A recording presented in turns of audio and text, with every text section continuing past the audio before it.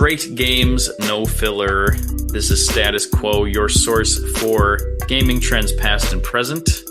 And this comes to you every Monday. This is episode 17. My name is Queasy Crayfish, joined as always by my esteemed colleague, Marz Vindicator. That's correct. And today we have yet another amazing show for you. We have some flake news. We have some oddball topics. We're going to talk about Capcom and what's wrong with Capcom. And we're going to talk about games. Yeah, well, I have no idea. They're just a basket case. Actually, people will probably disagree, but when we get into it, hopefully they will understand where I'm coming from with that. But games with issues. That's the best way I could come up with to describe this topic. Also, low budget games or B games. Those were other potential titles. Basically, sometimes you buy a game and you're expecting one thing and you get another, and sometimes it's kind of embarrassing, what you end up playing. And so it should be an interesting topic. We'll see, or it'll be a terrible one. Who knows? Then we're going to talk about racing games. Not race in games, but racing not games. Race in game. Everybody calm yourself, okay? Yeah, no, racing. We're not going full polygon this time. But so you mean we're not talking about San Andreas? No, we're not going to talk about the minorities in the games or anything like that. We're not doing that. So we're not talking about Barrett. No, we're talking about sports cars and things that go vroom. And racing games, and who's on top, who's not on top, various, stuff. Anyway. And lastly, we're going to talk about Marz Vindicator's Manifesto. This is an epiphany that our very own Marz Vindicator had in recent days and weeks. And he's going to talk about it. And that I am. Yeah. But first of all... Wait, I have a special surprise. Special surprise? Well, go ahead. Well, I'm not going to say it yet. But I just found a flake news topic that I want to say. So after you do flake news, if you don't bring this one up, I'm going to say it. Okay. So surprise, I'm going to give you one. Well, perfect segue into the flake news. So here we go. Flake news, number one. Cue the music, I guess. Okay, number one. Bloodstained Ritual of the Night has been canceled. Oh shit, that's the one I was gonna say. On the PlayStation Vita. It actually wasn't. But it's been canceled on the PlayStation Vita, and the rest of them have been delayed until 2019. I mean, I'm not a Japanese salary man that takes a train to work, so definitely flake news. Well, I mean, it says right in the article that the Vita is apparently discontinued, so that's that. Yeah, that's what I'm. Yeah, like I don't know. I have a Switch. Yeah. So what do you need a Vita for? Nothing. Exactly. But anyway, yeah, I'm actually excited for that game though, because it looks like a straight up, Castlevania, not rip off, but in the tradition of Castlevania, and so I'm actually excited for that game. So kind of disappointing this can be delayed till 2019, but perfect game to get on my Nintendo Switch as opposed to a Vita. Well, I'm just gonna say, I think this is emblematic of the kind of bull crap that because this game has already in March 2017 this game got canceled for the Wii U. How are they even gonna make that? I can't believe it's not done yet, but It's a 2D game. Not that there's anything wrong with that. Good God. Maybe it's because the Switch wasn't out then, but oh well. Second flake news, and this one's definitely flake news. I don't even need to ask your opinion. 4 new colors for the DualShock 4. We have berry blue, sunset orange, blue camo, and copper. The first 2 sound like, fruit juice drinks, but the last 2 are, for the bros out there, and these are coming out in September, so you can get your brand new berry blue DualShock 4 coming soon from the folks at PlayStation. I mean, look, I'm not gonna lie. I always, in the past, I've definitely loved, them doing different colors of stuff, but all these colors suck, so it's flake news. I don't know, I'm digging that berry blue though. It's trash. That one looks like the Detroit Tigers, but yeah. Okay. We have Celebi Research has launched today in Pokemon Go. I just checked it a little while ago. It's finally up there. I was thinking it'd be up there about 2 o'clock. We're recording this about 6:30 p.m. And yeah, it's up there now. And new research the thing I like about this is that it didn't erase. I was very afraid that when this new research came out, it would erase the old research for Mew, and you wouldn't be able to get Mew anymore. But that is still active, and now you can get Celebi. He's in the game. You want my real opinion? Well, sure. I mean, I don't know. I mean, I guess it's cool. I guess it's cool.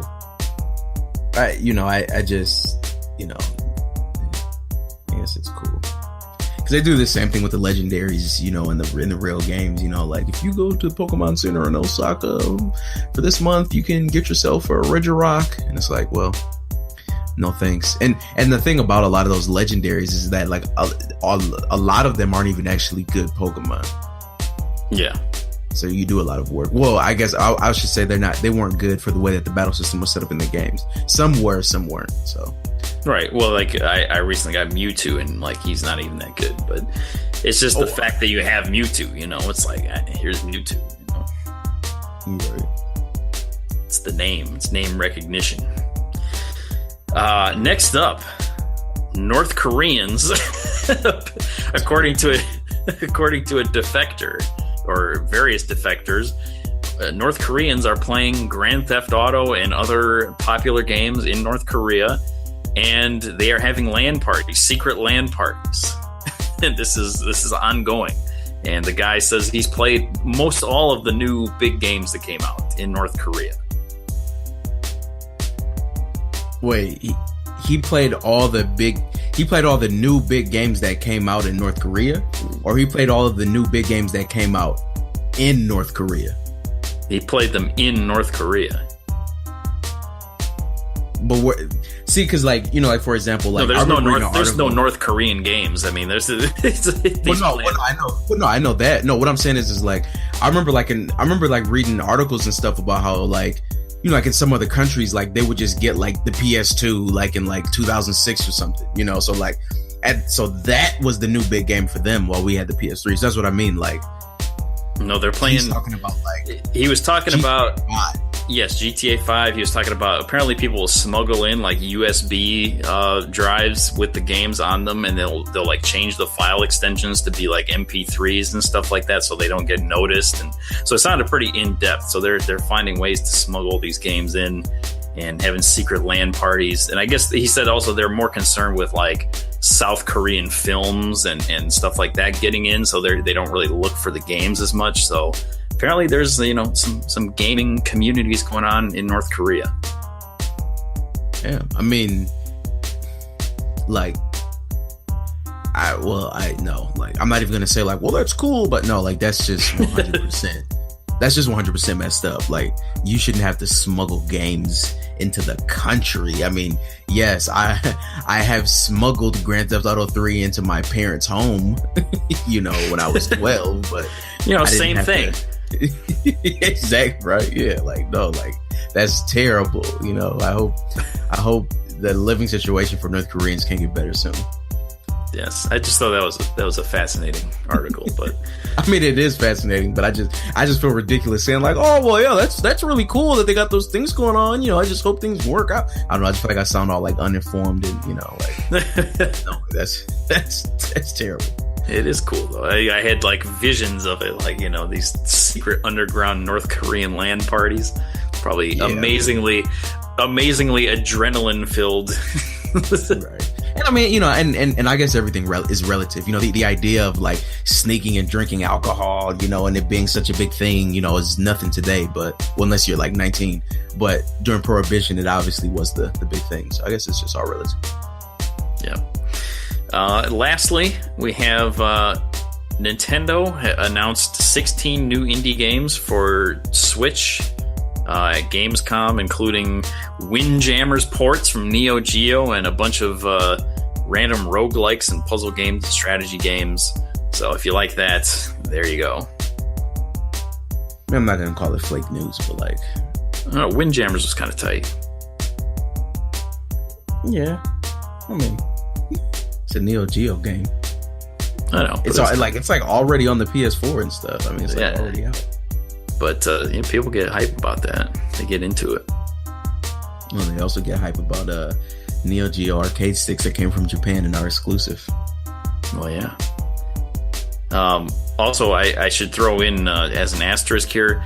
At the time we're recording this, it's 1 day before the big Shenmue 3 announcement from. I guess it's not actually Yu Suzuki himself, but. So, we won't be talking about it. But normally, if we were recording this after that, for sure it'd be in the flake news, and it would not be flake news. Oh, he's gonna make an announcement the day that Shenmue 1 and 2 come out? Yes. Well, isn't that just a MFer? I know. So, unfortunately, we're gonna miss that. But perhaps next week we'll talk about it. But anyway, wait. Oh yeah, you have extra flake news. Yes, and it kind of upsets me. But Switch is getting a Grandia 1 and 2 HD remaster. Oh dang! And you want to know why that ticks me off? Why? Because I just bought Grandia on the PS1 literally 2 days ago. I literally just bought it for like $30. Well, it makes me happy because I used to own Grandia too. Yeah, and somebody we know took it from you and sold it. I wonder who that could be. I have no idea. And the great thing about that too is they had the soundtrack with it too. And the version that person has now does not have the soundtrack. And I am ashamed to say that I never copied that soundtrack while I had it onto any computer, apparently. So I'm sure someone else did. You better get on Napster. Kazaa, Audio Galaxy. Download LimeWire. Yeah, so that's our flake news. We did pretty well there. There were some interesting ones, I think. First topic up for discussion today is what's wrong with Capcom? What is wrong with them? And, when you pose that question, I feel like at face value, I mean, correct me if I'm wrong, Marz Vindicator, but when you pose that question, I feel like a lot of people are going to hear that and be like, whoa, what do you mean? I mean, right. What do you think? No, they I feel like they definitely will, but I think once we say what we're going to say, then I think it will. Yes, so let me run down these things here. Okay, so first of all, let's get the good out of the way. You got Resident Evil 7 came out, it was very successful. Kind of, brought the franchise back after some misfires. And we got Resident Evil 2 remake coming out, which was a big highlight at E3. And those are both good. Monster Hunter World sold very well. Best-selling Monster Hunter game, by far, I believe, and still going strong with updates, DLC, and stuff like that coming out. Of course, Street Fighter V is closing out Evo and everything, and so all that's very good. You get Devil May Cry 5 coming out, and Mega Man 11 are on the horizon, so you got some good things there. But actually, when you think about all of those things. And first of all, I should mention, as far as Monster Hunter World, I don't really have a lot of stuff to say bad about that one, but except apparently a coworker told me this. Apparently there's some kind of game-breaking glitch in that game, and I'm not sure if it's just for I should have asked him about it again or looked it up before we started recording, but unfortunately, if you think I'm going to do research, you're sorely mistaken, as I said last week. But there's some kind of game-breaking glitch in there where you can lose all of your save data like at the very final boss of the game, and that's ridiculous. I mean, for a company that's been making games for many decades now, it's kind of ridiculous that they would miss something like that, especially in today's day and age of game testing and all of that. But so that's my only dig at Monster Hunter World. But besides that, I mean, Resident Evil 7, and that game wouldn't even have existed in its current form without PT, which was Hideo Kojima's brainchild. So I mean, really, it's just ripping that off in many ways. Resident Evil 2 remake, again, it's just a remake of an old game. So you're just kind of taking something that was already there and doing it again. Devil May Cry 5 and Mega Man 11, I guess, some people might be excited for that. Me personally, I'm not excited about the art style of Devil May Cry 5. I don't really like the new Dante look. And Mega Man 11 to me just looks like one of those games that's like, it was like when they remade Rocket Knight, when they brought him back, and it just looked like some low budget, 2D as 3D game. I don't know, Mars Vindicator, what do you think about those two games? The Devil May Cry looks, that looks cool enough to me. You're always going to get those changes. Characters are going to look different. I think that's the issue that fighting games have. So, I'm cool with that one. But with Mega Man, though, I'll probably get that and play it at some points. I never even was a big Mega Man fan, but but it's nothing to jump out of my seat about.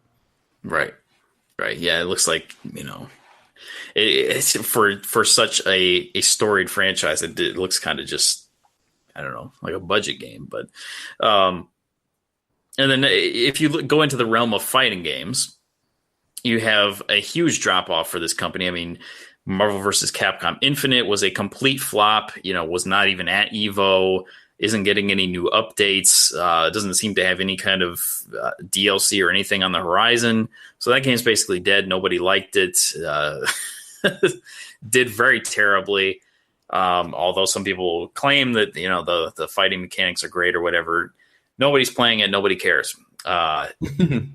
Street Fighter V, while it remains a big fighting game, just for the sake of being a Street Fighter game, I think you'll find in talking to people in the FGC that it's widely considered kind of a step backwards from Street Fighter 4, especially its final iteration. And it remains to be seen whether or not it'll reach that level. But I think a lot of people will say that it's not as fun to watch, it's not as fun to play. And the characters are, questionable in some ways. I don't know a lot of the new ones, but and besides that, just consider the fact that Capcom lost EVO. They went from dominating EVO and having multiple games there to now just having this one single game. There's two Smash Bros. Games, right, and two Arc System Works games, and and if EVO had taken place a few months from now, there'd be two Namco games there as well. So, and there's no Mortal Kombat, so there could potentially be two NetherRealm games there too. But so Capcom's running with the one single game when they used to be. They used to basically own EVO. Street Fighter Cross Tekken was a complete flop as well. It went okay for a little while there, but I think just like a ridiculously bad art style in that game where everyone looks like they're made of plastic certainly didn't take off. And it was just kind of a boring game to watch. And of course, they had the big DLC controversy with the DLC being on disc and people complaining about that. And lastly, the last thing I wanted to point out was Deep Down, a game that I was looking forward to, which looked like a sort of Souls-like dungeon crawler game, extremely brilliant looking graphics. That game just completely is gone. It's vanished, hasn't been talked about or updated in an extremely long time. Yeah, it's just never coming out, never even mentioned anymore. So, with all of these things in mind, I think it's fair to say, what's the deal with Capcom? What's the deal with this big company that's been making games for so many decades and seems to be in a, kind of optically okay, but in reality, difficult situation? Well, I will say one thing about Capcom. Now, if I'm not mistaken, and which I'll give Capcom some credit for, they are one of the few. If I'm not mistaken, like someone correct me, but they are one of the few big Japanese companies to not have had a merger in the last 15 or so years. So, we talk about Square, but we can't forget that they have Enix. We can talk about Tecmo, but we can't forget that they joined with Koei, right? You had Namco Bandai, Sega and Sammy. And they even have some stuff going on with SNK, Sammy. That's all like a whole thing. So pretty much the only two big ones. And then, obviously besides the ones that make consoles. So then you're left with Capcom and Konami, and Konami's basically dead. Yes. they pretty much lost everything. So I think actually when we say like what's wrong with Capcom, I think that's what's wrong with them. Is that they're really the only company who's still pushing games and kind of running things off of just by themselves. They didn't because at one point in time Dragon Quest and Final Fantasy were from competing companies. Like now they're under the same umbrella. So it's like, so we can kind of look at Square and it seems like they're doing a lot of stuff, but that's their situation now. It's kind of absurd that Dynasty Warriors and Dead or Alive, come from the same company, So I do think that that's a huge thing with Capcom. So I'll give them some credit for staying afloat, despite all of this. But at the same time, though, I think another thing about Capcom, which I think a lot of people maybe don't even want to hear or don't see, is that, especially when you talk about fighting games, I think that they've had problems for a very long time. I think that they have always leaned a bit too heavily on their fighting games mechanics and, the depth of the fighting itself, which, don't get me wrong, I think is good. But they have historically just been terrible with doing things like endings or extra modes, et cetera, et cetera. So it's kind of no surprise that a game like Street Fighter V is, raping people for money for DLC characters when, you had to buy you had to buy 8 different versions of Street Fighter 2 back in the day, So, I think that Capcom has had some of these problems all along. And I think that maybe the modern, gaming era is just kind of showing some of them, and you bring up, the Monster Hunter thing, and overall Monster Hunter World is good. That bug, that glitch, it appears that it's like, I guess only on PC, but that is a big deal. That is pretty trash, but I just think that they probably just didn't even work on PC games that much and really get that all fleshed out. So that is just garbage. But I think honestly, your best point though is the one about Resident Evil. And that's just interesting to me because pretty much a company that saved Resident Evil is a company that's now dead. If Kojima hadn't made PT, there's no telling what Resident Evil 7, if there even would have been one, because 6 definitely, like, that was pretty much people's, that was like the end. There was just way too much action in that game. A lot of people didn't even get it because of that. And apparently, I guess I had a huge staff. It was their largest production, and it's still, so quite well for being, such a big, because it's a big franchise. But yeah, Destructor gave that a 3 out of 10. Really, that low? Yeah. That's and shocking. and I think, and I think that gets into the whole topic about reviews. Like, do I think as a game Resident Evil 6 was that bad? No, but like as a horror game, yeah, probably so, because it was just like action with zombies. Mm-hmm. So, I think Capcom has had a lot of these problems all along, and they pretty much haven't made a new franchise since the PS2 era. Rather, I should say like a new big one. They make a lot of money rehashing and re-releasing things. You can pretty much buy every big Capcom game on the PS4. You got the Devil May Cry collection. You have all the Mega Mans now. Basically, you have all of the Street Fighters now. You can just get all that stuff. Well, yeah, that was another all the Resident Evils. Yeah, that was another point that I wanted to bring up too, is that, if you go for big recent releases from Capcom, like a lot of them are going to be collections or anniversary things or things like that. Like there's not even, there's so little work involved with that it's kind of hard to even claim it as like, we had a big release. It was Street Fighter 30th anniversary, like. Exactly. It's like, yeah, and don't get me wrong. I love a lot of those games, but then I think that there's some other areas where Capcom, though, are kind of maybe embroiled in things that they probably wish they weren't.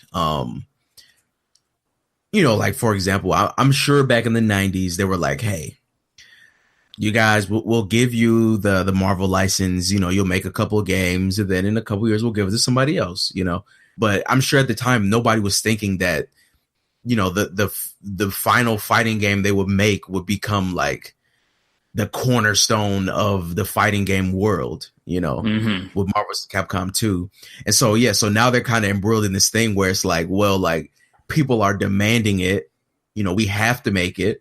And we want to make this with Marvel, but they have their whole situation with the X-Men and that's like a bad license thing. Cause they had put out, MVC2 on the, on the PS3 and all that stuff, but then they got taken down because of that whole licensing thing, so, and there's definitely something else going on with the Marvel situation because, we say things like, well, there's, MVC, I can't have X-Men, but that Marvel, that Marvel Online game that had X-Men in it. They eventually brought back Marvel Ultimate Alliance, and that had X-Men in them. They brought that back for the PS4. But there's something about the Marvel Versus games where Capcom just, I guess, because they put collections out of everything. So it's kind of mind-boggling to me that there's no Marvel vs. Capcom collection. Yeah. So I think that there's other areas that they could do things that they just basically can't right now. And yeah, I mean, and yes, deep down, you're the new face of vaporware. So. And where's Onimusha, by the way, too?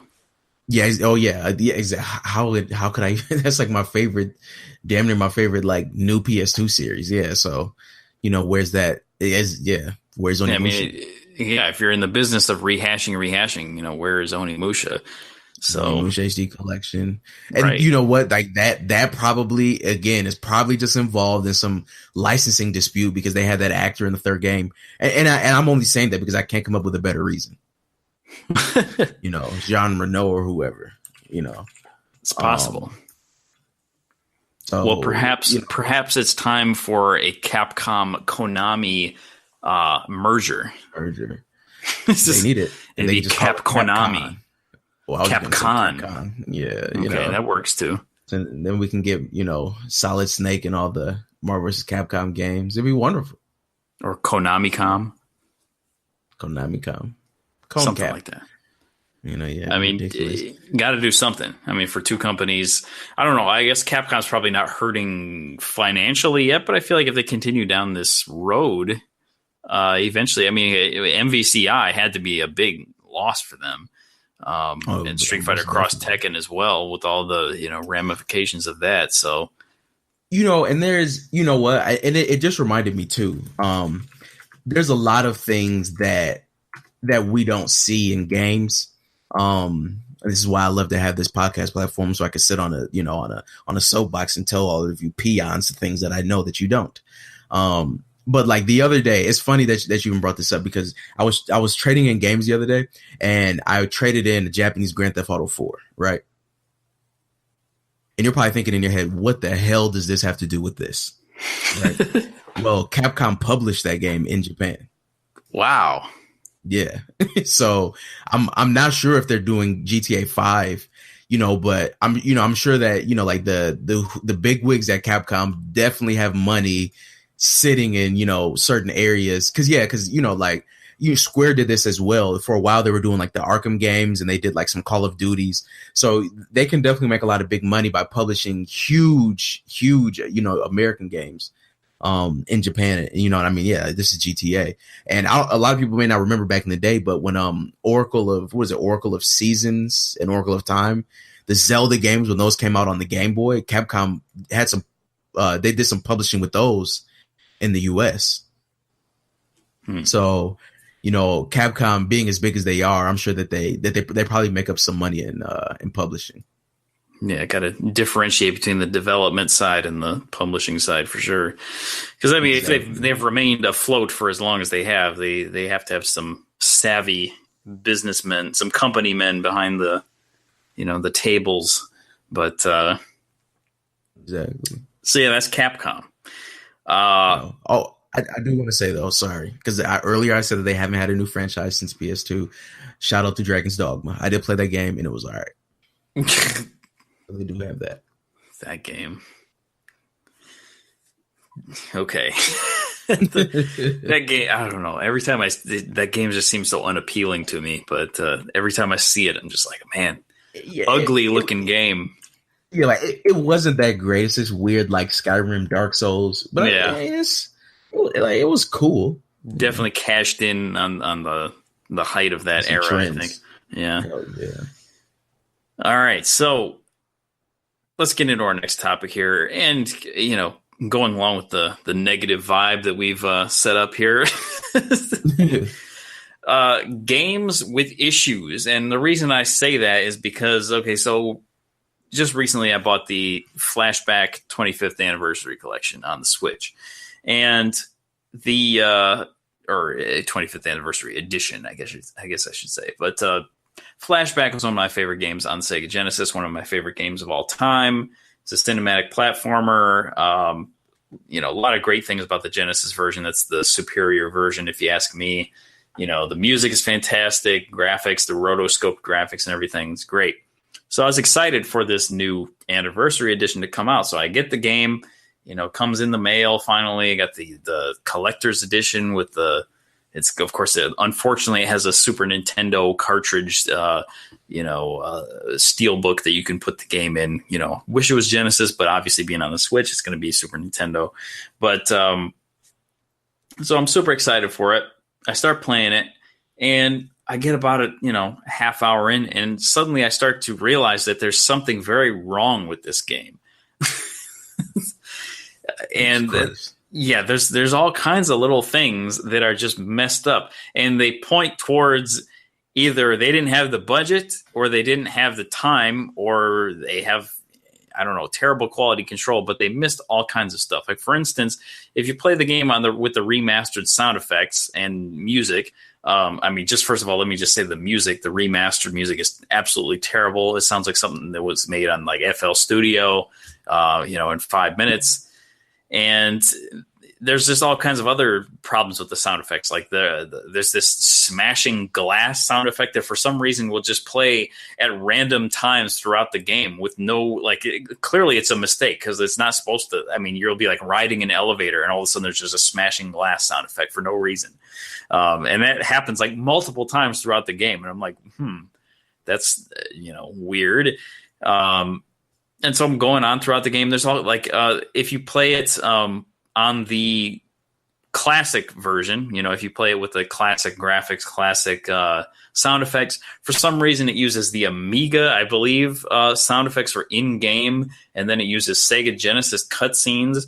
So luckily you do get the Sega Genesis music in that case, but it's like this weird combination, and I think it also uses Super Nintendo in-game graphics. So why the weird mashup? I don't understand that. And also in the cutscenes, that it messes up like the font. They take the font, the original font, out and replace it with this like bizarre Arial, like just white Arial font that's just clumsily at the bottom of the screen, and it's just really out of place looking. And it's only in some cutscenes; it's not in all of them. So I'm like, what's going on here? This doesn't make any sense.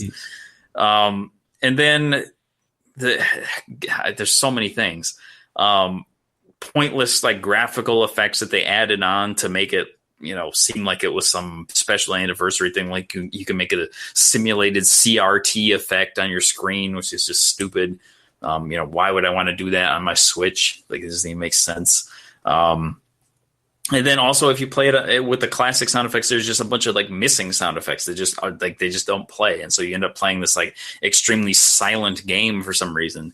And so that was, it just felt like I had come to this revelation within about an hour of playing this game that wow, this game isn't finished. This game had some development problems.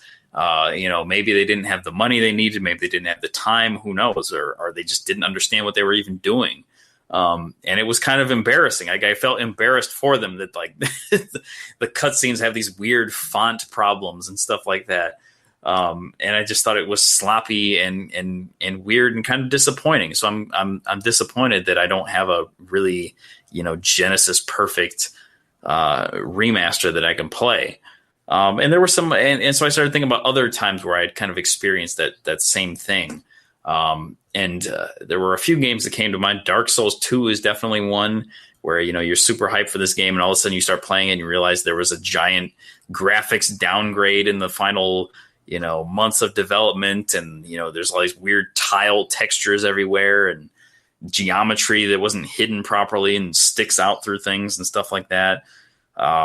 Too Human, another game that came on Xbox 360. It was supposed to be a big, Xbox exclusive. It was Silicon Knights developed it.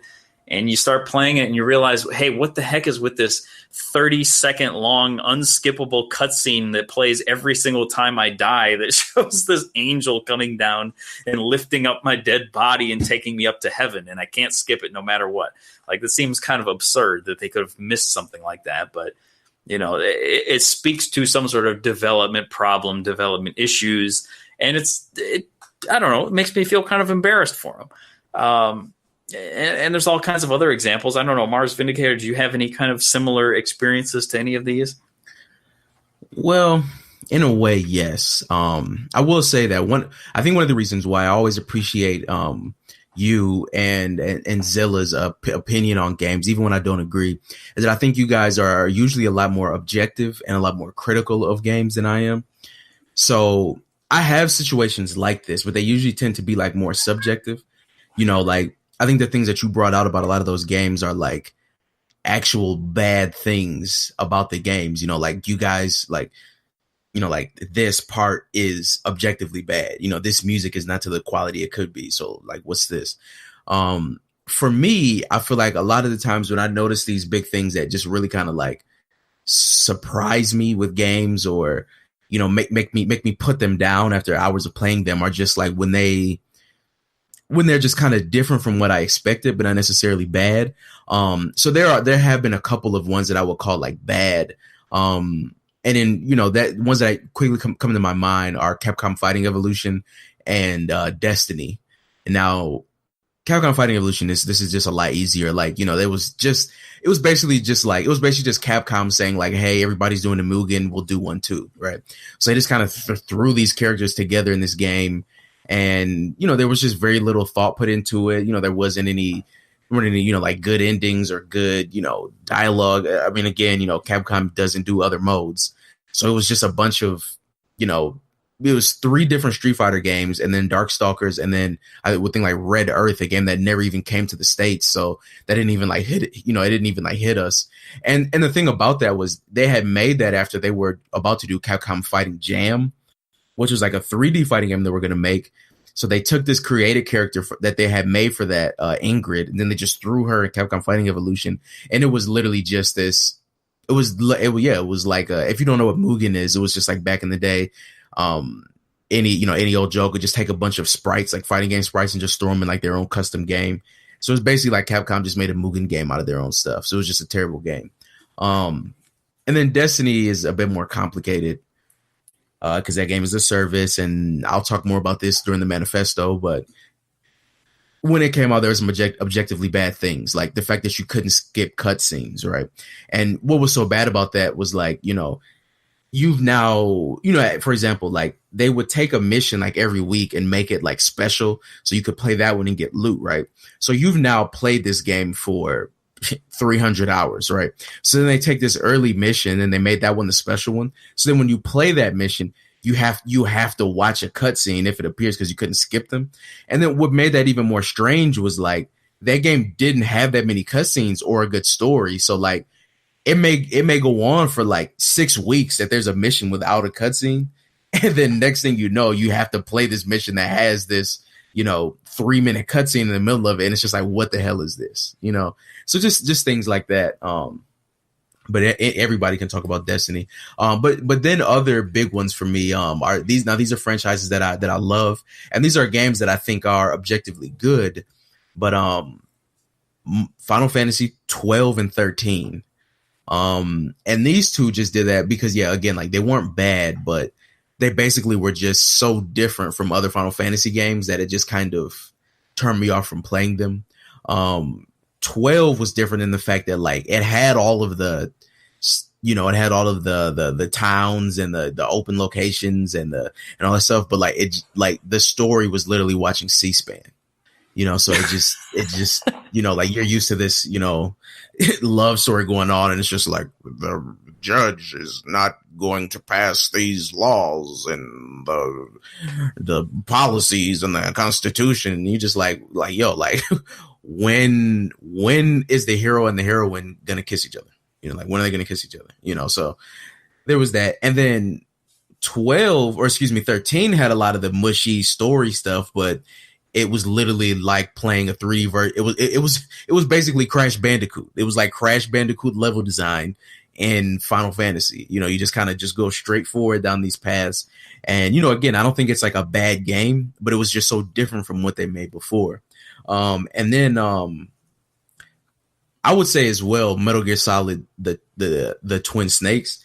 Again, like it's not really the same thing, but it's just kind of a game where they remade it and like it looks really cool, like it looks really dope.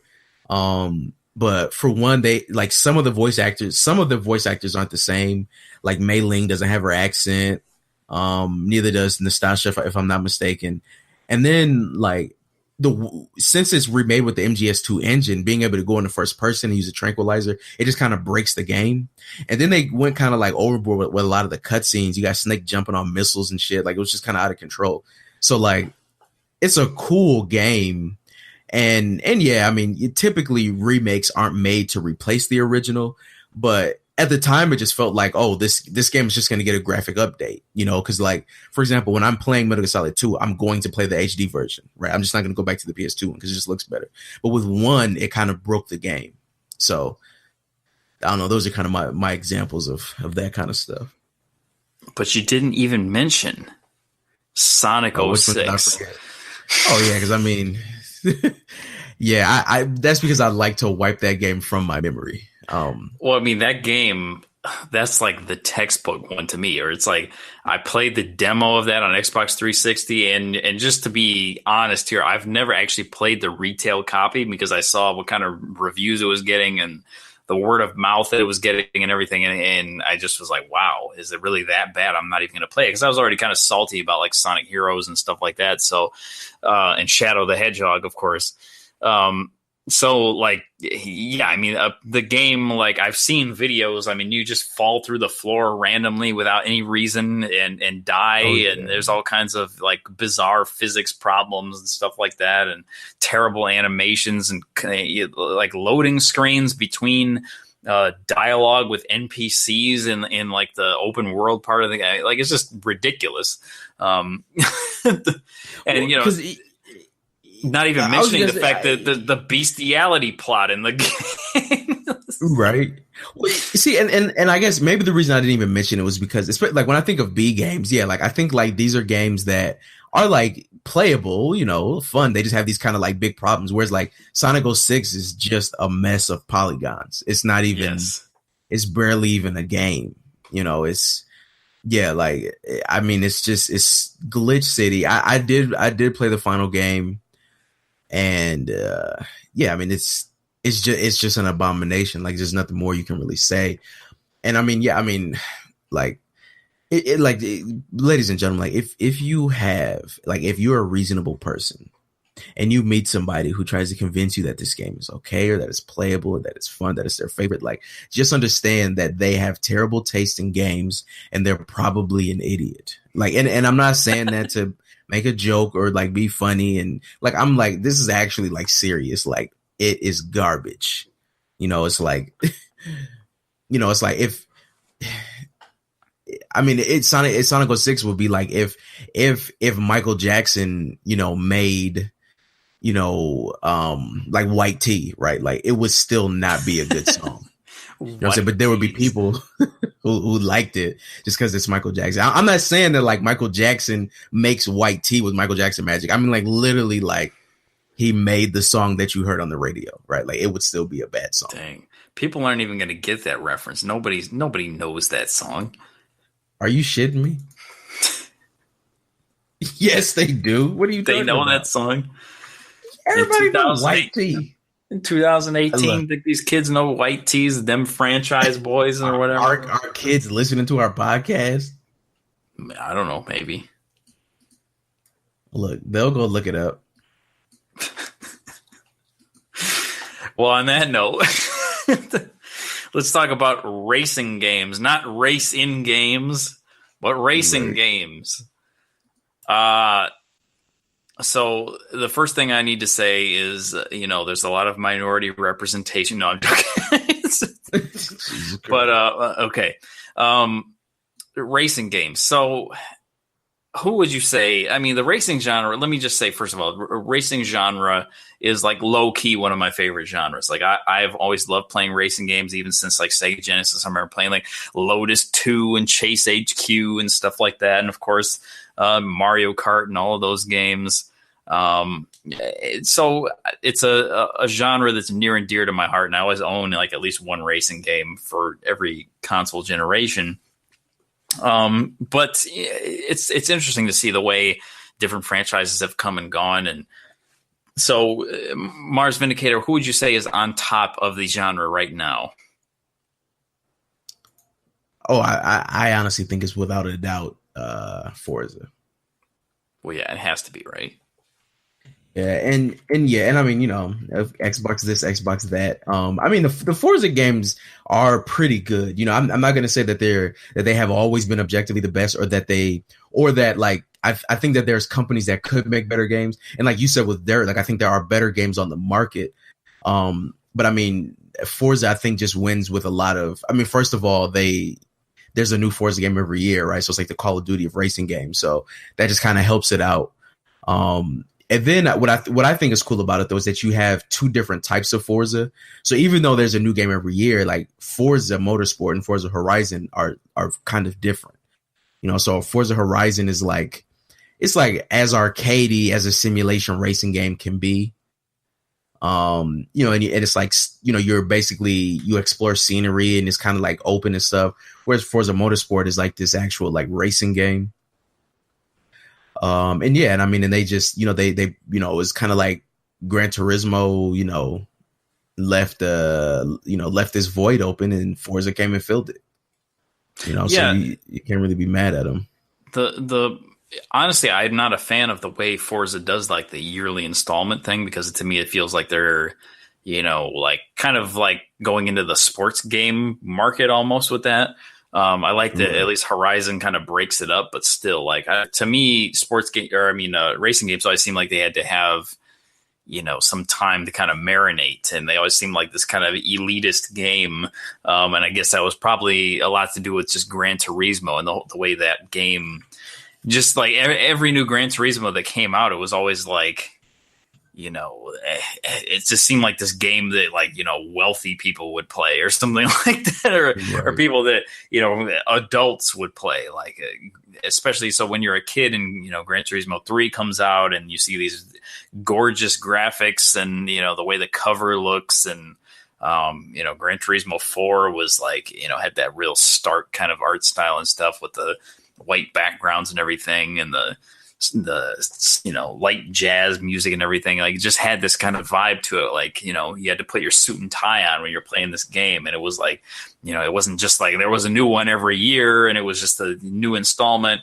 It was like something you actually had to wait for. And it was, when it would come out, it would be like a big major game.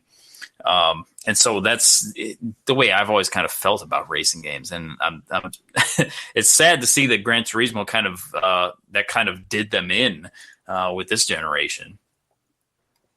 Well, yeah, it's funny. I can't remember what I was thinking about, and I mean this definitely goes outside of the topic of racing games. But I just remember like back in the day watching this like, I think it was on like Tech TV or something, some like video special about like the developers of Gran Turismo, and I just like famously remember like them talking about how they would like sleep under their desks because they couldn't go home at night, so they could like hurry up and like make the game and stuff. And I was just thinking, like, like, like, it's cool, but like, at what cost? At what cost? Little, Yuki Takahashi's daddy won't come home because he's busy making Gran Turismo. But no, I mean, I don't know. I honestly, I kind of, yeah, I do hear that. I guess one thing with Gran Turismo that I think is important to note is that like that's the way the franchise was for us here. But like in Japan though, they would come out with like multiple like retail demos of those games before the actual game came out. Mm-hmm. I feel like they only did it in the US with the Gran Turismo 5 prologue. But if you include those things, there's like a lot more releases, I think, than we actually remember. Yeah, I have like 2 of them on PS2. There's just like, they just, 2001 Special Tokyo. Like, it's just like, what is this? Well, I mean, even outside of that franchise, I think the big one for me that I wanted to make sure to mention was the Project Gotham / Metropolis Street Racer franchise. Metropolis Street Racer started on the Sega Dreamcast and arguably is one of the best games on the Dreamcast. Fantastic motorsport racing game, big selection of cars, with Ferraris and everything in it. I mean, top brands. And then that franchise got carried over to the Xbox with Project Gotham Racing, which is basically the same thing, just different title. Had this unique kudos system where you get points by driving, not like crazily, but you had to drive with a certain level of style. So you had to do some slides and you had to, pass people a certain way and do things like that. And, you have a clean section, you get extra points for that. I don't know. It added kind of an extra dynamic to the actual race where it was like, not only do you have to like get a good time and get in first place, but you had to like, do it in a cool looking way. And so I thought that was always a great thing about that. And that franchise was one that didn't come out every year. It was, they had, Project Gotham was a launch title for, original Xbox. And then Project Gotham 3 was a launch title for 360. But there was always kind of a little space in between. And those games too had that kind of elitist, vibe to them. I always felt like, well, okay, I'm going to be an asshole here. So, Project Gotham, there was actually only 1 year between MSR and Project Gotham 1. And then all the ones after that just came out in like 2-year time increments. Mm-hmm. And then with Gran Turismo, if you include like the demos and all of the little stuff, there was a Gran Turismo release every year between 98 and 2010, except for the year 2000. Well, in Japan though, right? Yeah. Well, no, actually, for some of them, like, cause some of them did come out, like Gran Turismo HD came out here. It wasn't until like the PS3 that we got a lot of that bullshit. So yeah, for prologue. So, it's just like, hey, is Forza really that bad? I don't know. I mean, yeah, Forza. Well, I mean, even aside from the fact that it's a yearly release, I feel like Forza just doesn't have the same. It doesn't have the same vibe. Well, I mean, each of the separate games are like bi-yearly, right? Because they're different games. Oh yeah, I know. But I'm just saying, like, it's weird that like this is what the topic ends up hinging on. But like, yeah, like that's, to me, like, I don't know, for some reason that's like always been the appeal of racing games. It's like, man, like this is this like grown up game and stuff. And now it's like, I don't know, like Forza just doesn't have that for me. It just feels like it's a game with cars in it, to be fair, I haven't like played like the most recent Forza games and stuff like that, but I mean, I've seen, my fair amount of Horizon and everything, and it definitely doesn't seem to exude that same like status or anything. I guess maybe that's why I'm kind of like bringing up these points, because like, I guess to me, Forza, I think Forza to me does still have that same kind of like status. I think like Horizon sometimes brings in kind of a more like a mass appeal type of thing, but Forza Motorsport to me kind of has that status. But it's just that to me the status does feel more Western as opposed to Japanese, and so it's not that I have an issue with Western status. It's just I'm used to it, So like the whole Japanese thing kind of felt a little bit better to me, but.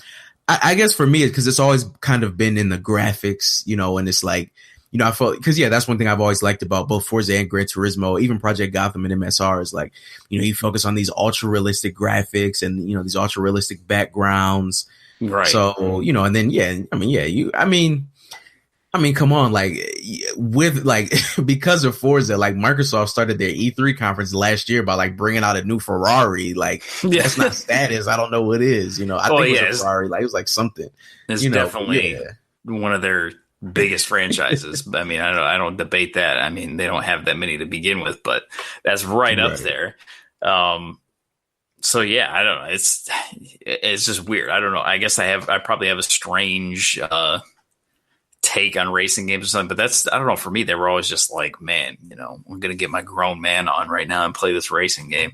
No, that's what I'm saying. Like I feel the same, but it's just that I guess I'm just like, for me, because I feel like I guess for me it's just that Forza feels the same, because even like, you know, you gotta buy that expensive ass peripheral, you know, you gotta get the nice wheel with the force feedback, and then what I've always liked was like, especially like in Gran Turismo, like when you go into like the settings for the wheels, like they have like a separate setting for each wheel that's been released, you know. Mm-hmm. So like it makes it just feel like, oh, like, well, I have this one with force feedback and an actual, you know, gear shifter, you know, like that shit feels like, you know, it'd be like if you went on Street Fighter and they had like separate, you know, button layouts for every retail arcade stick, you know. Right. So yeah, so I've always liked that, you know, but I mean, yeah, you know, I mean, hey, you know, I'm not going to push Xbox on anyone because, you know, they only have like 3 games. I will say though that what I do personally miss though are bigger arcade racers. I would love a new, like, more arcadey burnout game that isn't some weird open world stuff. And also, you know, I mean, I used to like Sega racing games a lot, because one thing I liked about those racing games, as well as with Gran Turismo, is the focus they had on music. You know, so I think that's always been another good part of racing games. It's kind of like, you know, you get stuck in these open worlds all the time, but like if you can drive and you have good music, that can be a good game. For sure. Yeah, I mean, yeah, let's not forget to mention Daytona and Sega Rally and all those. Yeah, which, you know, not great home console games, but like at the arcade, I mean, you're talking A1. Yeah, for sure. So our last topic for today, I'm actually just going to throw it to Marz Vindicator now, because this is Marz Vindicator's manifesto on game collecting and just all around game playing, I think. You know, he's always had sort of an attitude about collecting games and tried to collect as many as he possibly could. And he's recently reached an epiphany, so I won't try to spoil the fun here. I'll let you take it away. All right. Game collecting is dumb. End of story.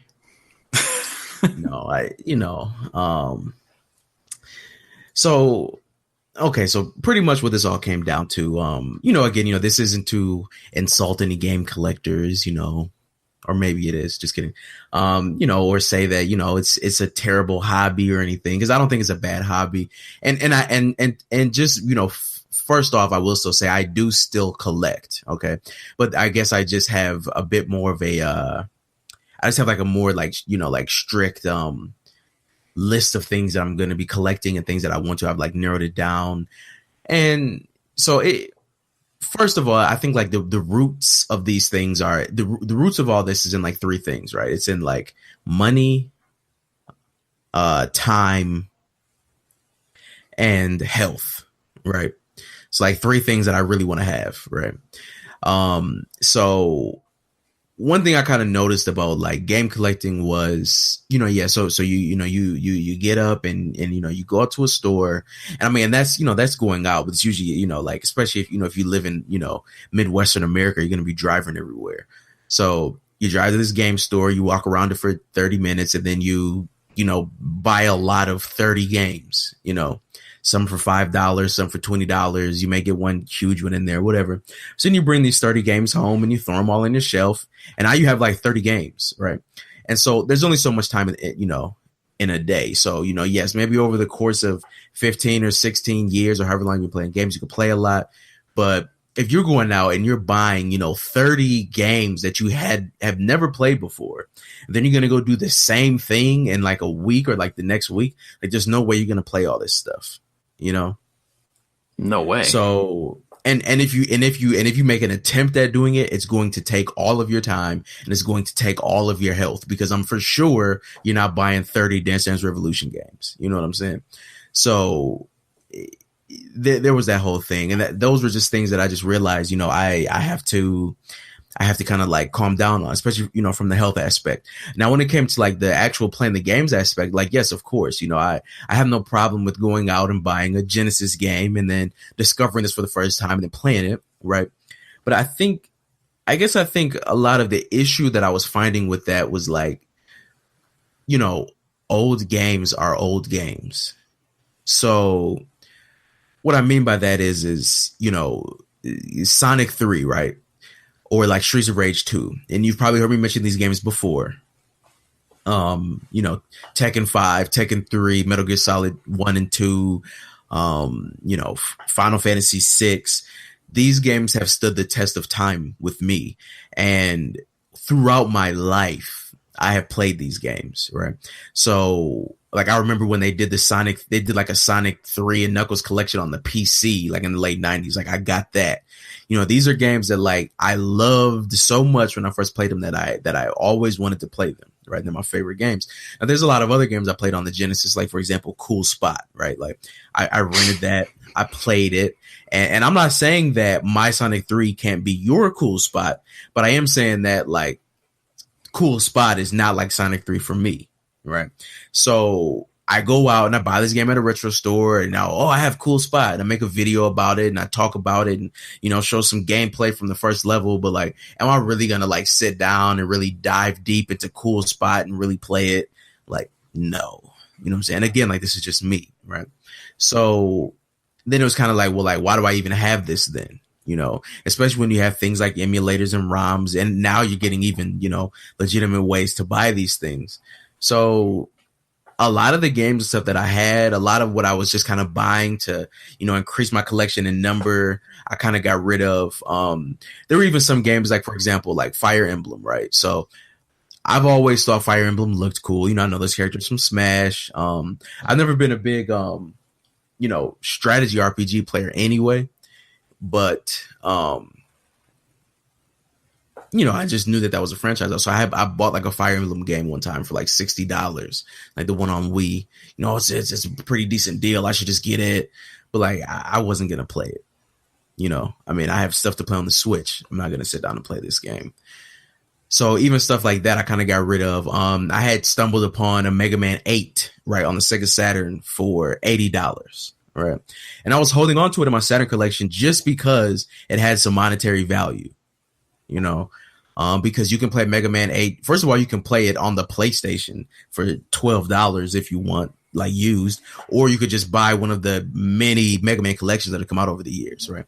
So it's like, so why even bother with having to hook up a Sega Saturn, probably like the worst system to try to connect to an HD TV now, and play with, like, why even bother with that, So a lot of that stuff like that, I just honestly got rid of. So don't get me wrong, some of those games I may want to come back to at a certain point, and just maybe sit down and play for one day, or if I have, like, sometimes I have friends over to play games, right? And one of them may mention, I specifically want to play King of Fighters, 96 or whatever. So, I don't own this game, right? So what do I do? So another big thing about my collecting was that I was very, very big on having physical copies of games, right? I've made podcasts about this. I've talked about it before. I talked about it in videos. I was just huge on physical games. But then I really had to sit back and think about, like, what that really meant, all right? So there's no way in hell that I would continue my life without having a physical copy of Final Fantasy IX, right? There's no way I would not have a physical copy of Streets of Rage 2, okay? But again, these are like my favorite games of all time. And on top of that, I bought those games physically when they came out, right? And, physical games from that time period, you have nice covers, you have instruction books, et cetera, right? So, when it comes to buying physical games today, there's a lot of games that are just better off bought digitally. Like we were just talking about Forza, for example. Like when you buy a copy of Forza on the Xbox, it's not going to come with some huge dope manual. I mean, like the first Gran Turismo literally came with a 2-disc CD case because the manual was so big, right? Yes, like it only had one disc, right? So like you're not going to get that when you buy Forza 7. It's just going to be a disc in this flimsy ass plastic green box, and a bunch of warnings and stuff, and that's it, right? And then on top of that, if you buy it digitally on the Xbox, you also get the PC version for free. And then obviously you don't have to deal with switching the game out, right? So then you say, well, Marz Vindicator, you've also brought up the point of only having the game for a certain period of time. And this is a point I'll get to later when I talk about money, okay? But then when it comes to buying physical copies of retro games, I had to think about that. So take, for example, my biggest example here is King of Fighters, okay? So per every King of Fighters game ever is, if you kind of, you may have to go to some different region stores to get all of them, but pretty much everyone ever is available digitally on some system or another. Okay. So when you buy these digitally, you'll probably be charged somewhere between $5 and $14, depending on if it's like a full, like kind of online included re-release of the game or just an arcade port. And of course, no matter if you spend $5 or $15, since it's a digital purchase, not only does SNK maybe profit off of that, they also know that you're buying it, right? So like if you really love King of Fighters 97, let's just say like randomly everybody just bought that one, that may influence them to do some sort of special anniversary or a special something or whatever for it, right? Which they've actually done before with 98 and 97 specifically, I think because of that very reason, right? And 94. Or like, so you could do that, buy digitally for a cheaper price and like also giving the developer money and the knowledge that you own the game. Or you could buy it off eBay from some sweaty dude named Tom in, Nebraska. And, and now I have the King of Fighters, on the Dreamcast, King of Fighters 2002. And, this was a very rare copy in America. And, so it's like, what did you really do? And I get it. Like if you're a huge King of Fighters fan, then you'll want to buy those the way that I want to buy the Metal Gear Solids, right? But if you're not, like, what are you really doing there? You have to kind of inconvenience yourself to play them on the Dreamcast, unless that's the only thing you have hooked up. You have to deal with the Dreamcast controller. And then, I mean, they have no idea. It doesn't matter if you spent $10 on it or if you spend $800 on it. Like, they have no idea that you just purchased that, right? They have no idea that they're not getting any money from that, right? So one of the big things that I want to do, and a lot of the endeavors I do, period, is just support the people that make the things I love, right? So in order to do that, a lot of times you just have to buy digital games, so yes, like for example, like as of today, it's obviously August 20th, August 20th. Tomorrow, I'm going to buy a physical copy of Shenmue 1 and 2, right? Okay. If I don't buy a physical copy, right, like I'll buy it digitally and buy the physical one later. That's Shenmue. That's something I really want. And it's a new game, right? And it's Shenmue, right? I'll get that. But I fully understand if somebody wants to buy that digitally, because of some of the reasons I just mentioned. And then lastly here, the last thing I want to talk about is, of course, money, right? So money influenced, I thought about money and, because we had even a conversation with Hyper Revo in general about, kind of like what games are worth, right? So I thought about it, right? So let's say, for example, now, okay, Destiny 2, right? So let's say you paid $100 for Destiny 2 when it came out because you bought the game in the season pass, right? And so up until this point, there's only been 2 DLCs. And then let's just say you've, between that time you spent, let's even say you spent $60, right? On, paid, like microtransactions, right? So now you're at what, 160. So then now there's a new DLC that comes out, Forsaken. So you now you spend another 80 getting, Forsaken, and then I think this season pass for Forsaken, right? So that's what is that? What are we up to now? About $240? Yeah. So we're talking about $240, which averages out to what? what is that, $20 a month? Yeah. Yeah. Right. Yeah. So $20 a month for Destiny, right? But that's not even a good example because we're talking about 2 years worth of content here, right? So we're talking $10 a month. Okay.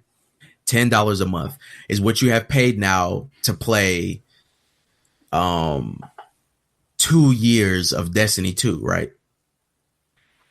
Even just me breaking that down, that's not that much money. Right? Like, or I shouldn't say it's not that much money. I should say that I think people who are maybe bitching about the price of the DLC content would pay that much to play Destiny, right? I pay that much for 14. I think 14 is a much better game content wise on Advanced 14, but even still, even if it is much better, one of the big things with Destiny when I played Destiny with me was just the time that I spent with my friends, right? Now, one of the very same people that I played Destiny with, Dread King Dave, has also infamously bought Zilla like $60 shots when he like moved away from us, right? So it's like, how can you buy a $60, 2 ounces of liquid? Dang, what was it? I don't know, some expensive stuff. I don't even remember. It was like ridiculous. I meant to ask. We was at some bar. And so like how can you buy that? Something that's gonna be, drank and then, pissed out within the matter of, 3 hours. But then complain about spending another $80 on a game for a guaranteed 2 years of fun with your friends, right?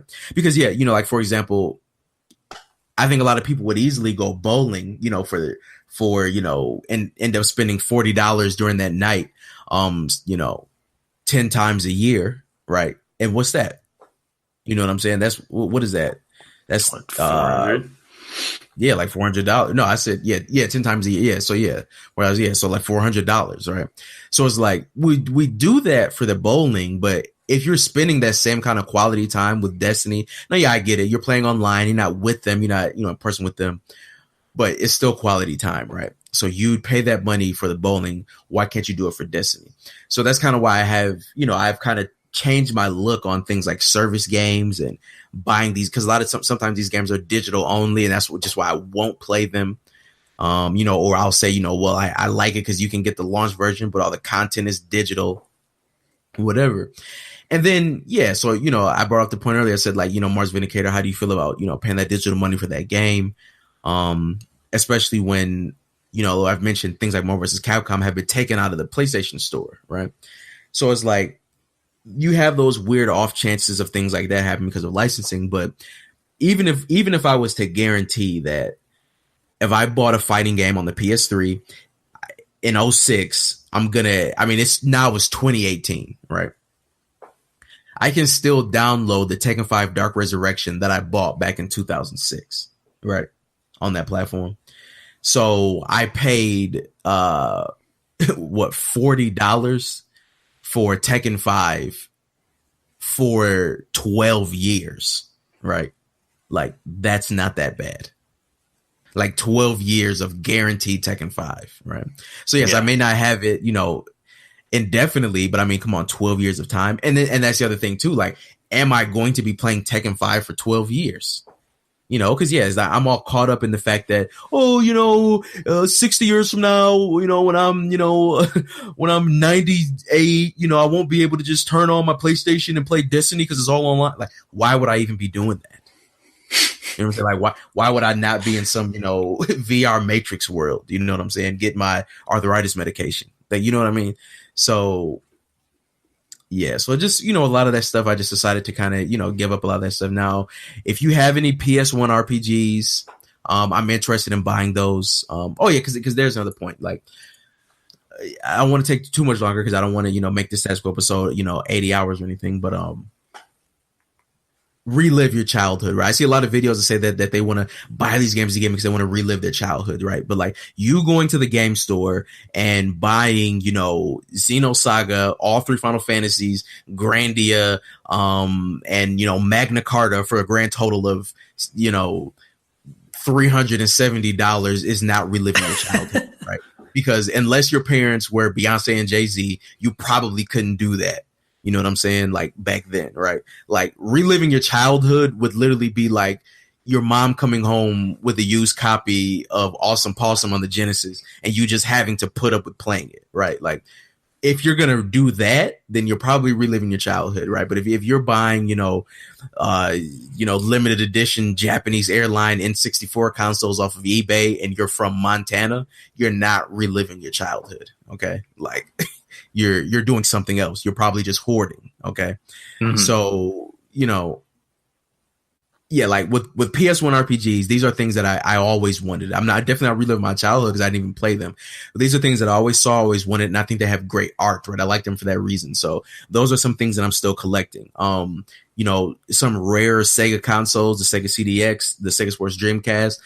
I'm all for those, right? These are the things that I want to collect. So when you come see my collection of games that, maybe maxes out at about 300 and I got a couple systems, that's what I want you to see, right? These very specific things. I don't want you to come over and there's a library of 80,000 games and 742 systems, because I didn't play all that shit. So that's that right there is that's pretty much the manifesto. So I am buying digital games.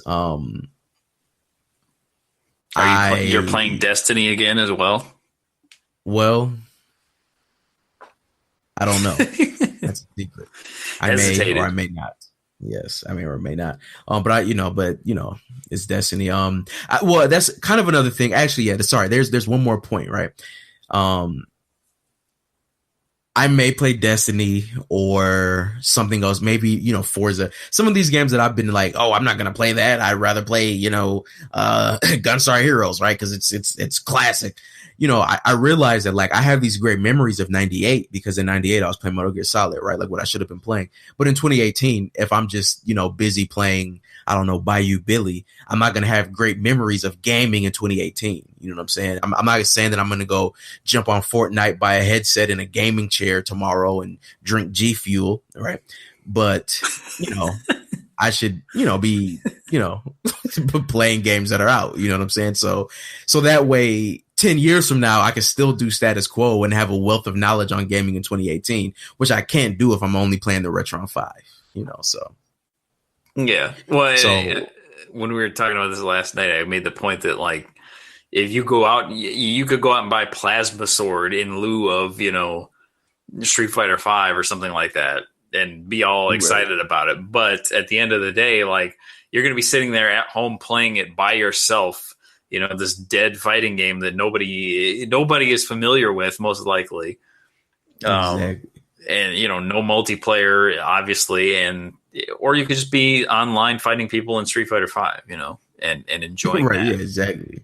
And giving Capcom money, which I'm not going to say that they're not predatory, but but you'll never get another Plasma Sword if you're only buying used copies of Plasma Sword. It's actually like you'd actually have a better chance at getting a new Plasma Sword if you bought Street Fighter 5. Yeah.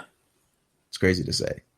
Except for the SNES Classic, because us, inflating the used game market, and I had to do one of those impressions, hey, what's up, YouTube? Yeah, it's Marz Vindicator here, and I want to show you guys my game collection. So, first of all, I want to show you guys, this was a crazy shmup. It was only on the TurboGrafx 16 in Europe, but crazy enough, it got a release on the Famicom Disk System in Japan, and it's called Super Hot Chili Shooter. It's like this weird shooter where like you play as a vegetable and like you shoot out different spices at the enemies, and like the enemies are like sugary candies. Like it's a really weird game. Really cool shmup, but I love it a lot. I play it every time I have friends over. It's really freaking awesome.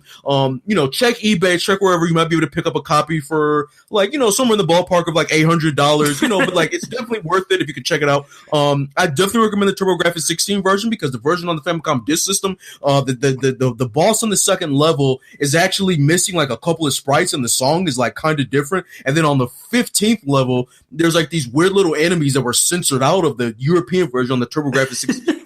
definitely pick that one up. I mean, the one on Famicom Disk System is like $20, but it's definitely worth it to spend that $800 because you definitely want those sprites. You know what I'm saying? So yeah, definitely get that one. Check it out. Super Hot Chili Shooter, TurboGrafx 16. Yeah. Like, I'm not doing that. Metal Jesus, shots fired. Right, exactly. Him and his whole ragtag group of market inflating friends. You know what I'm saying? Yeah, like I'm not there. I'm Marz Vindicator. You know what I'm saying? I'm playing Metal Gear Solid. Right. It reminds me, I saw some video of a guy talking about playing Panzer Dragoon Saga and just the lengths to which he was talking about. I was like, this is the game nobody is going to be able to, share in your joy of having played. Exactly. Everyone's gonna go here to this video just to see the game in action. There's no way anyone's going, I wonder if I should buy, if I should drop the $1,000 on this 4-disc extremely rare RPG for Sega Saturn, like right. Especially if you don't have a Saturn, because if you don't have a Saturn, I mean, you have to buy the Saturn, and then you probably have to buy a memory card because you don't want to rely on that battery for an RPG. Mm-hmm. And you got to get a controller, which that in itself is going to be a good $120 if you don't already have a Saturn, because Saturns aren't a dime a dozen. And it's like, and then God forbid that disk drive goes out. It's just like. Well, and let's not forget that, I mean, it's a 4-disc game. Just like disc only, that game can sell for like $700 something. That's what I'm saying. So either you better learn Japanese real quick, or you just forget it. And and one of the reasons I collect Japanese Saturn and PS1 specifically is because, like, if I pull out my copy of Tekken 3 and I accidentally drop it and the case cracks, I can just get another one. But like, you can't find Sega Saturn cases, let alone, I don't even know what a 4-disc game Sega Saturn case looks like. You know what I'm saying? Yeah. So like, how you gonna replace that? I have no idea. It's just absurd. Well, this has been Marz Vindicator's epiphany. Love it or hate it. I guess at the end of all this, I guess just the true point I really want to make is I'm telling you about what I'm doing is just, be yourself. You know what I'm saying? Like, play the games that you want to play, buy the games you want to buy. Don't gouge your pockets to play Lunar on Sega CD when you can play it on the PlayStation for cheaper, especially if you have kids. You know what I'm saying? Don't fill up your house with 80 shelves of games and not have, socks. You know what I'm saying? Like, take care of yourself. Well, yeah. What's more important, like having played the game and having the knowledge of it, or just like owning some extremely rare version of it? Exactly, that too. Yeah, because who are you really going to impress? Is right, yeah, that's the thing, like, somebody comes over and, oh man, you got the rare Japanese only special edition of Xeno Saga. Like, nobody gives a shit. You know what I'm saying? Like, it's even to the point that, like, I've gone to other gamers' houses, and if they just have like a bunch of games, it even kind of like puts me off. I'm like, damn, like, you ain't got no damn life. You know what I'm saying? Like, you don't do anything else. Like, I also like to watch basketball. You know what I'm saying? Like, we can't watch basketball, No, it's all games all the time. Right? Like, I'm not games, do this. Retro games. Yeah. And that was another big thing, because I was always like, yeah, man, I'm gonna get these crazy, weird shmups, and friends come over and play them. But like, typically, even my friends who know about games, when they come over, like, we play Tekken or Smash or just like some regular ass game. We never like sit down and, play, hey man, I got a copy of illegal, arcade board of Red Earth. Like, let's sit down and play. It was like, no, like, let's just play Street Fighter. I'm the only exception to that, since we played Light Crusader for several hours. Hey man, that shit's dope. So yeah, hey, it happens. Yes, it does happen. All right, well, that was Status Quo episode number 17. Next week, we got possibly some exciting things going on, so be sure to check back next Monday for episode number 18. And, this is Queasy Crayfish. Oh, and Marz Vindicator. Yeah. and we're out of here. Out of here.